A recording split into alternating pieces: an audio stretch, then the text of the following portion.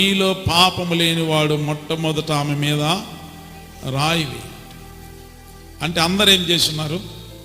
పాపం చేస్తున్నారు. ఈనాడు ఏమవుతుందంటే మనమేదో పాపం చేయనట్లు ఇతరులు చూసేది తృణీకరించేవారు ఎక్కువైతే,